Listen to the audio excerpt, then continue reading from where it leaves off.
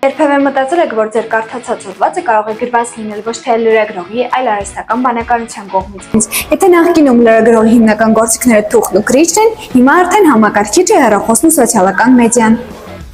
Իսկ թե այժմ ինչպես են լրագրողներն իրենց աշխատանքում օգտագործում արհեստական բանականությունը, կպատմի իմ գործընկեր Էլենը։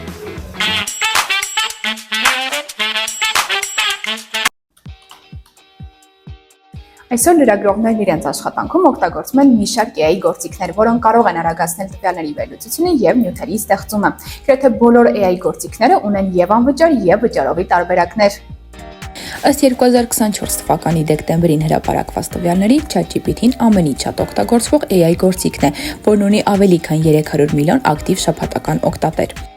Այժմ եկեք տեսնենք, թե ChatGPT-ի անվճար տարբերակը ինչպես կգրի հոդված եւ այն համեմատեն ժուրնալիստայում տպագրված հոդվածի հետ։ Այժմ մուտք են գործում ժուրնալիստայում կայք։ Որոնում ենք արհեստական բանականության մասին հոդվածը։ Պատճենում ենք վերնագիրը։ Այնուհետև մուտք են գործում ChatGPT, տեղադրում այդ վերնագիրը եւ ավելացնում, որ գրի լրագրողական հոդված այս նույն վերնագրով։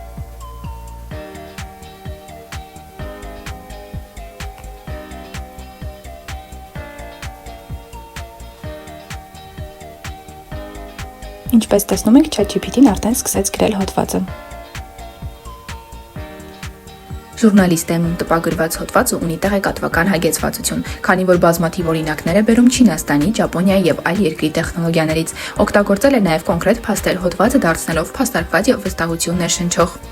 Ի տարբերություն ժուրնալիստայում հոդվածի, ChatGPT-ն իր հոդվածում ներառել է մարդկային պատմություններ եւ մեջբերումներ։ Սինթեզիան AI գործիք է, որը հնարավորություն է տալիս լրագրողներին ստեղծել անիմացիոն կերպարներ, ովքեր կարող են վարել լուրեր եւ հաղորդումներ։ Այժմ եկեք տեսնենք, թե մեր անիմացիոն կերպարը ինչպես կխոսի հայերեն։ Շնորհակալ եմ Koski ins. Pokens elo hamar. As ai hagordavarn I tarbarau yaun im colliganeri as chemoshan naum ashkatangits. Erbek chem hivandanaum, chem morhanaum pasteri, you chem skalvaum. Ինչպես տեսնում եք, մեր անիմացիոն կերպարը դեռ այդքան էլ լավ չի խոսում հայերեն։ Եկեք տեսնենք, թե ինչպես կխոսի անգլերեն։ I'm the AI news anchor. Unlike my colleagues, I never arrive late to work, never get sick, never forget facts, and never make mistakes. Այսպիսով AI գործիքներն այսօր զգալիորեն հեշտացնում են լրագրողների աշխատանքը, բարձրացնելով արդյունավետությունն ու խնայելով ժամանակ, բայց դրանք չեն կարող լիարժեք փոխարինել մարդկային զգացմունքներին եւ փորձառությանը։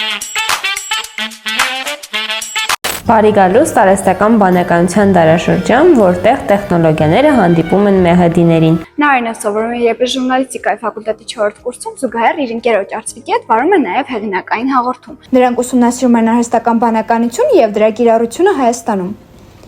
Արհեստական բանականության զարգացման մասին առասարակ որ խոսում են, հիմնական բոլոր ոլորտներում շեշտում են, որ արհեստական բանականությունը չի գալիս մասնագետներին փոխարինելու, այլ գալիս է նրանց աշխատանքը հեշտացնելու համար։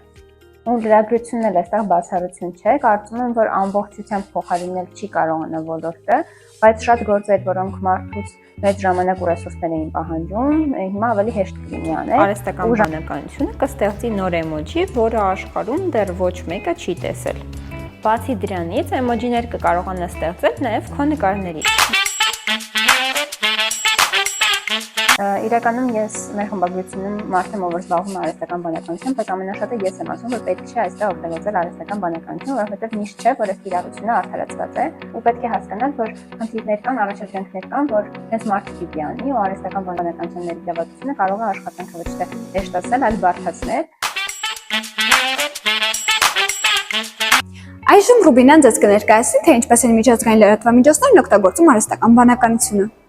Այսօր շատ լրատվամիջոցներ, ինչպես հայկական, այնպես էլ միջազգային, ակտիվորեն օգտագործում են արհեստական բանականությունն իրենց աշխատանքն ավելի արդյունավետ եւ ժամանակակից դարձնելու համար։ Օրինակ, միջազգային լրատվական The Washington Post-ը օգտագործում է Heliograph AI գործիքը, որը նախատեսված է ավտոմատ կերպով կարճ նորություններ ստեղծելու համար։ Այսպիսով ժամանակակից լրագրության մեջ արհեստական բանականության կիրառումը կրում է սովորական բնույթ։ Այն օգնում է ավելի արագ մշակել եւ տարածել տեղեկատվությունը։